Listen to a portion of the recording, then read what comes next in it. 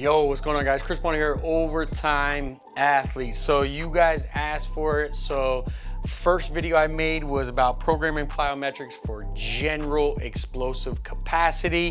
What I did here was a phase 2. Now, like I said, this is general. A lot of my programming, or a lot of programming, I believe, for plyometrics and training explosiveness depends on the athlete or the sport. Obviously, this is, like I said, this is for the general person trying to get explosive in multiple planes.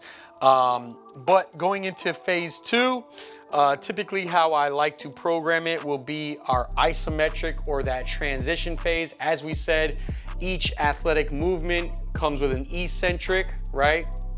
The loading, the transitional phase, going into concentric or isometric, and then going into concentric. Based off of what we explained last week, I went ahead and put out the template. A lot of what I'm doing, is just to break this down in a simplified manner, is basically progressing the movement we just did. So if I did unilateral movements, I love unilateral movements in the beginning before I really let that athlete loose, because it's a low level way for us to teach to load that leg eccentrically. Then what I do is kind of add a reactive component where we work on that transitional phase or that amortization phase, right? Touching that ground, right? And trying to eliminate the amount of time that we spend on that ground. So unilateral, I still work in the vertical, horizontal, and lateral plane. And what I do is here now, I want to work on kind of a more reactive capability where we're basically being able to load the leg eccentrically and then transition quickly into another jump. And that's what we'll do in multiple planes in both, like I said, vertical, horizontal, and lateral. The other one that we had last week was connected. So the way that I go into the next phase of essentially increasing them is I'll add a little bit of resistance. So I'll still do the pogo jumps.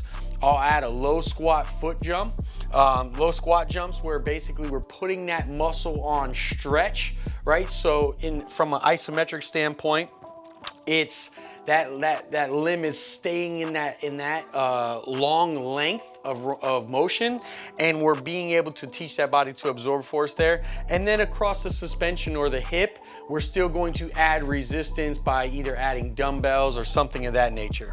Now, really where it starts to get a little bit more progressive is where I actually be a little bit, when I say reactive, where we're working ground contact. Now, I also use reactive closer towards peaking, and I can get a little bit more aggressive with the plyometrics, and I might focus more on there might be times where I'll focus more on, hey, just a regular box jump or a seated box jump, and I'll definitely add those in this phase, especially for isometric coming from that static position.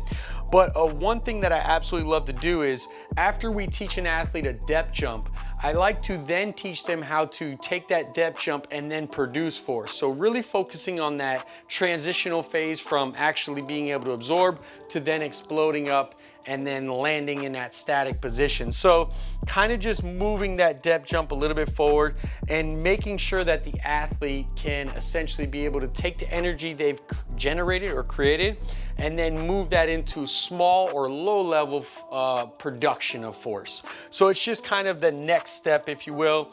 Like I said, it's hard to make these because there's not one exact way from what I see.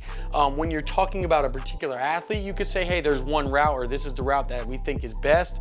But from a general standpoint, this is where I start to progress it. And then in phase 3 is essentially where it's that all out, where we're focusing on the concentric, very triphasic, but in the same notion.